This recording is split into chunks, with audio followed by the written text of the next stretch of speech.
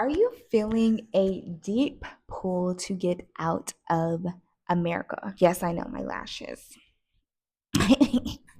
Are you ready to leave America because you're tired of systemic oppression, systemic annoyance? Are you tired of being a part of the problem? Now, you may not like what I'm going to say next, but I find it to be the truth. Okay, so when you don't like something, but you continue to subscribe and play a part, and worst of all, funnel your money into the concept, you are a part of the problem. Now, I'm not mad at you because I was once a part of the problem too. A lot of times people stay in America because they feel stuck, right?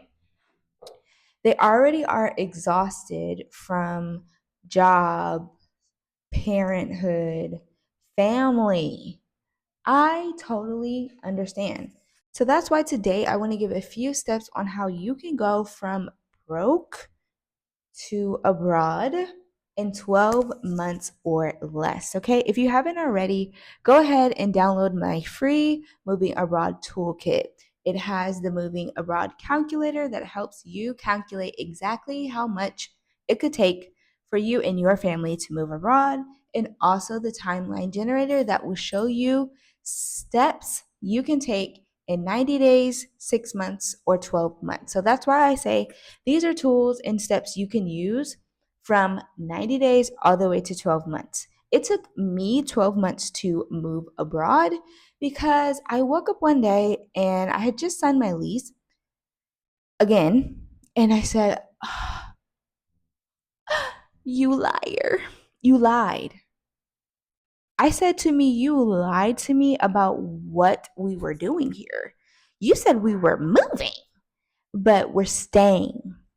So from that day forward, I planned to move abroad.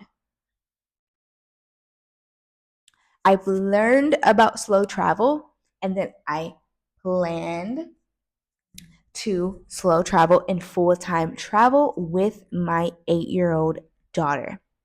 Now, I know what you're thinking. Who does that? That's crazy. Well, a business owner of 15 years and a person tired of being the problem. They make big choices like that. Moving abroad or traveling abroad full time is no small feat. It's a huge choice, a huge decision, and it makes you an outlier. It also makes you a part of the solution because you're showing people that they have a way out. Oh, this is a bus here in Brazil. It is a Mercedes Benz school bus. Anyway, if you're tired of constantly sabotaging your life to stay living the same year over and over and over and over again, this video is for you because I've been there and now I'm here. When I decided to move abroad, I had no savings plan whatsoever. You're probably thinking, who does that? That's so crazy. And it was. And I took all that energy and I put it solely into moving and ended up having thousands of dollars more savings I'd had in my life to move abroad. I'm telling you, this is something that's possible for you and anyone out there. You have to just remain focused on what is the goal for you? What is the reason you are doing this? And don't waver. For me, I didn't tell hardly anybody that I was moving abroad until I had already paid like 60 days in accommodations, plane ticket. I didn't tell a soul, okay? And this is simply because I didn't want to hear what other people thought. I had to make sure that I was 100% into this move and felt 100% like I could do it on my own because I would be on my own. So I didn't tell a soul. So today I am telling 7 steps on how you can go from completely broke to having moved abroad. And the first one is going to be having a brave mindset. You have to change your mindset. You want to have an unwavering commitment to moving abroad and starting a new life. For me, I had to kind of trick myself and other people by saying that I was going abroad. I didn't say moving abroad because technically we haven't settled down anywhere to have moved there. We're still bouncing around and full time traveling, but just saying, like, I'm going abroad and I don't know when I'm coming back made me feel more comfortable because it also kind of made me understand how I would need to really focus on this as far as saving my money, cutting back down on spending, and like all the things that you do on a daily basis. It made me realize that this was serious, and getting in touch with that feeling let down a lot of mental barriers. You're going to need to face your fears. You're going to have to make a commitment to face your fears, no matter how scary they are. Everything that comes up in your mind that is negative, we are going to look at it. We're going to, in some cases, sit down with it and feel it. Let it consume you. Look at it, identify what those thoughts and feelings are, so that way you can know what you're up against. You cannot beat something that you don't know what it is.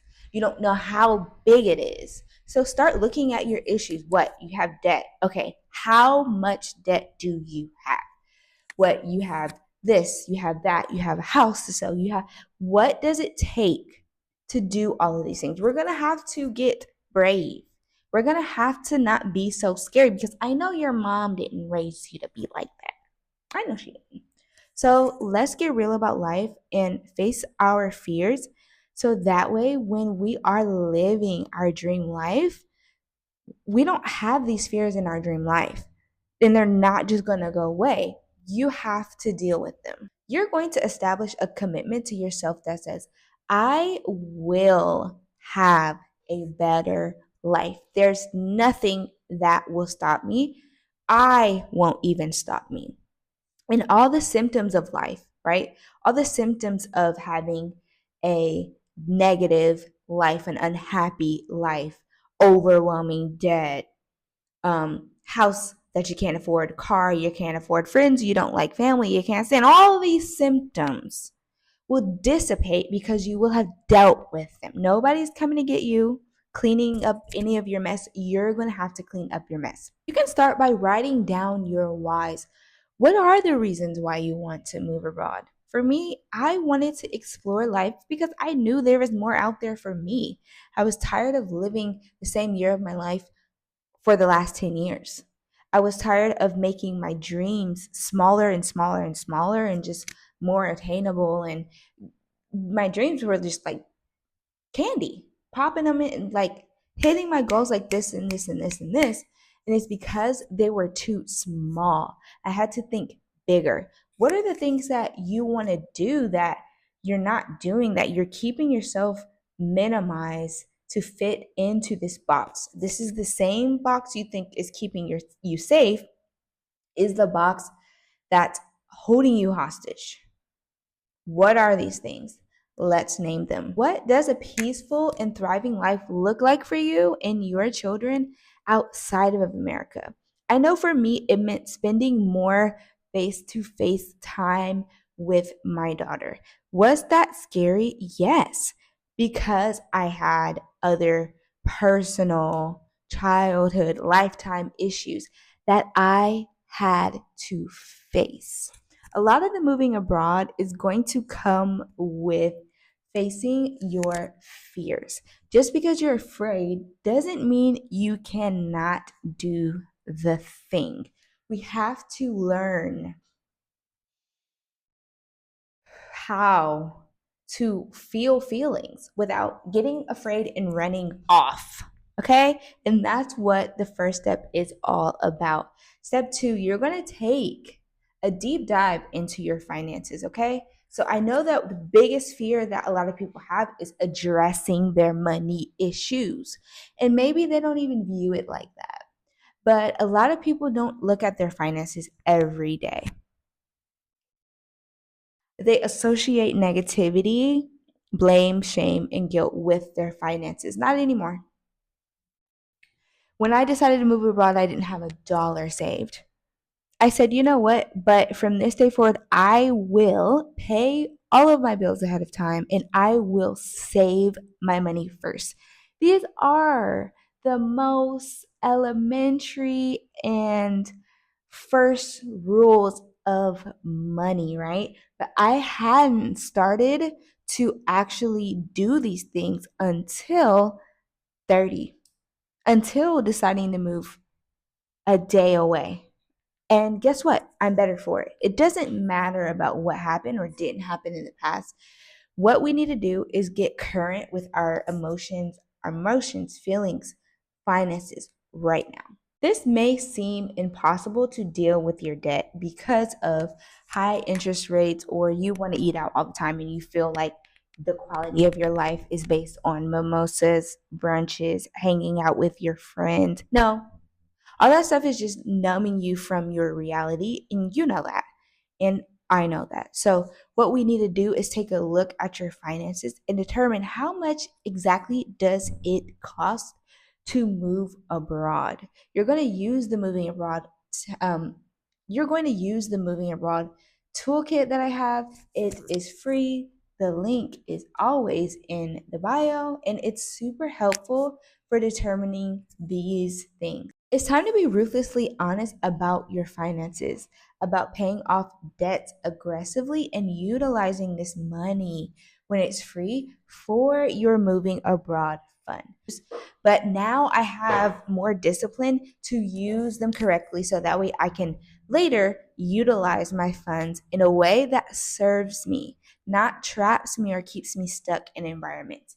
If you have a lot of debt, or debt that you feel like overwhelms you, you have to get started now.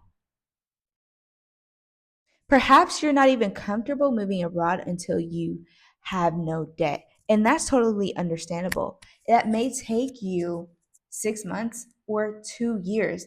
I've seen it all before. And regardless of your timeline, it's still focused. Don't let that discourage you. Hell, even if you don't move abroad, you're going to have to pay the debt off at some point anyway. Wouldn't it be nice to not have it hanging over your head? You can start by tracking every dollar you earn for a month. Decide to pay smaller debts first in order to use that momentum to take care of larger debt later. We have heard of the snowball effect. I am not a financial advisor, honey. So you're going to want to do your own research about that. But I can tell you what I did. I looked at all of my money. I saw where it was going, where it didn't need to, and I stopped it. Nope. We went out for a long time every 2 weeks. And then we went out, once a week for food. But I we stopped going out excessively. I started being way more strategic about the food that we would eat, and we got a lot of pleasure at home from Costco. Okay. There are alternatives. Level up your cooking skills, honey. It's time to level up in all sorts of ways. So don't be afraid of that change. Okay. All the leisure activities for what? Learn to get really close with your family and kids because when you go, they're all you're going to have. So let's get used to that, okay? And when you get abroad, you can do all the excursions and fun things that you want, but let's just focus on this one thing for the next 12 months, and you will be shocked at month 6 how far you have come. Understand how paying off your debt does improve your credit score. This can be crucial for things like rentals abroad, for securing funds, all of that stuff. You want to pay off your debt, there's plenty more pros. There's only pros to paying off your debt. Okay, so just face your fears, find out how much you owe, and start making payments. Start to create a budget and start paying down your debt aggressively. That should be your only priority. The third step is for anyone that has no savings plan whatsoever. You're going to realize that you need to start generating a plan as fast as you can, right? Relying on your regular job may not be enough. I know for me, when I decided to move abroad, I was stopping my nail business that I'd had for 10 years. I had already given up my studio a year prior, and I was deciding that I was not going to service anyone but my close friends or people that I really enjoyed servicing, and still get some money in that way. But I also had been producing music and DJing for 3 years, and that was really taking off. So I'm doing gigs 3 to 4 times a week. I'm doing nails 3 to 4 times a week until it's dwindling down to maybe 3 people every 2 weeks. And I try to do it on the same day, 3 to 6 clients or so, on the same day or 2 days. So I was working a lot. Okay. And then on top of that, I decided to get a full-time job because I was getting burnt out. And before I really got burnt out, I said, let me just sit down so I can sit down. No, I'm not going to make nearly as much money, but I am going to be able to do more research about my move. I am going to save more money because I won't be out spending, eating out. When you are living a fast paced life like that, you do spend money everywhere you go, just to make yourself comfortable. When you're overworking, you feel like you have to overcompensate by eating better food, having a few more drinks, socializing, talking, making work enjoyable because you're away from home, you're away from your family. I went ahead and I sat myself down and I didn't leave that house for 6 months. Only when I DJ'd, that's the only time I went out, or like super special occasions. A lot of people were pissed off at me about the things that I was no longer doing. I did not care. I didn't care. Every dollar I earned was going towards moving abroad. It's time to think about what are your high paying skills. You can join websites like Upwork or Fiverr. I've been on both in my career as a freelance, you name it, okay? And I do recommend them. They have been helpful. I have made some money on there. I do also recommend doing the easiest, fastest thing for you. For me, the fastest thing to do was to go ahead and get a job. So that's what I did. Do what works for you and do it now. The fourth step we're going to specify is minimizing your spending, extreme minimizing of spending. Okay, we just kind of talked about that. I didn't go anywhere, I stayed at home, and I built onto the relationship with my daughter. I built onto the relationship with myself. I identified a lot of my fears and shadows so that way I could get ready to move abroad. And I started to sell my items. At the very end, I sold my turntables, my speaker. I sold so much stuff.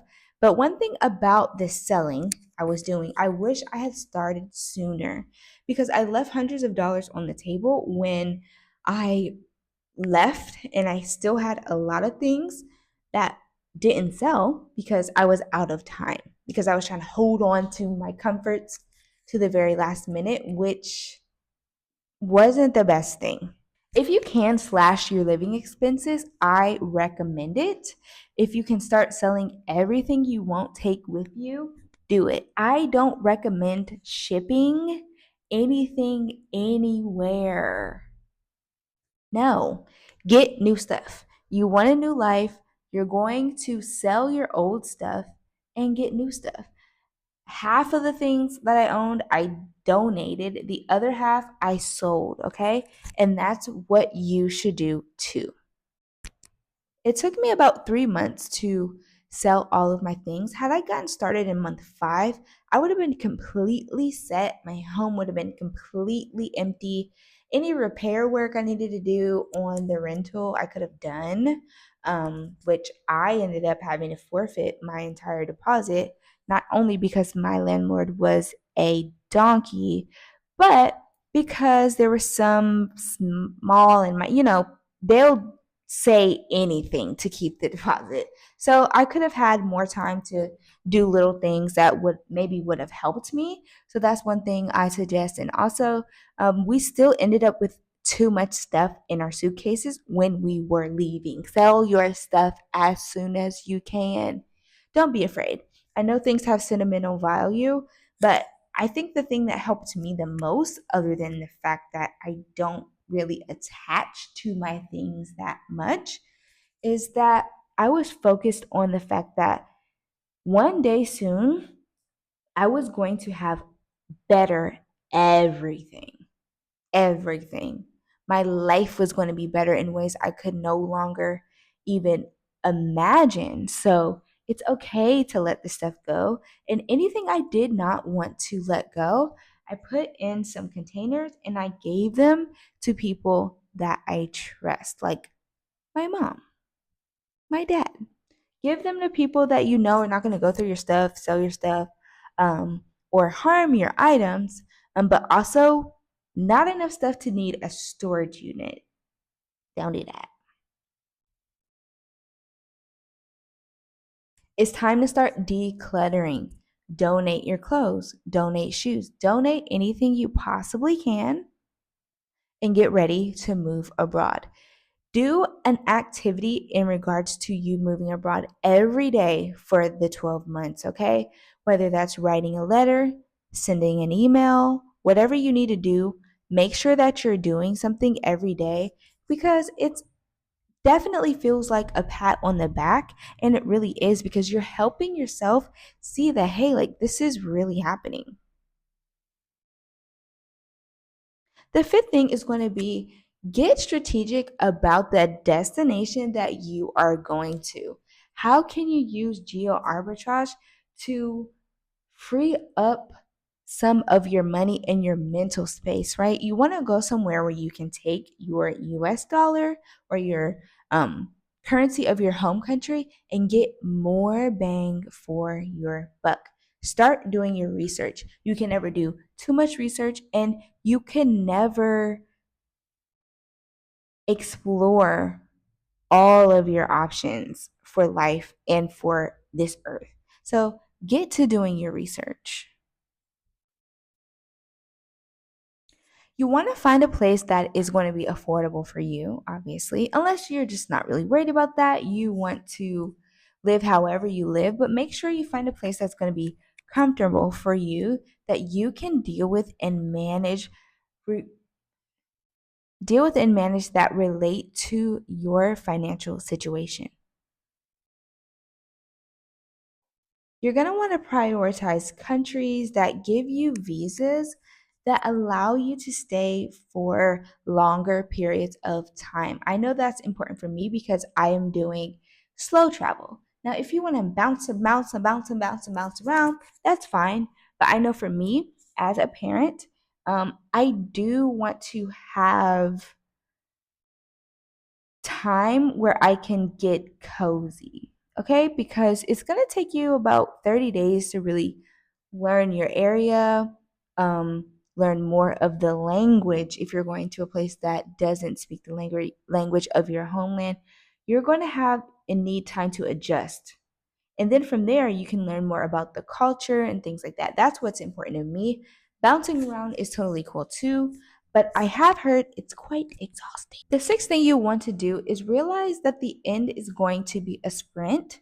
So you want to know that you've done as much as you can early on. This means booking your plane ticket, buying months and months and months of your accommodation, your Airbnb, your this, your that. I know for me, I wanted to know exactly where I was going to stay. because I don't speak the language, I did not feel comfortable just going there and finding a place because I don't speak Portuguese. And in Brazil, no one speaks English. Nobody does. So that wasn't okay for me.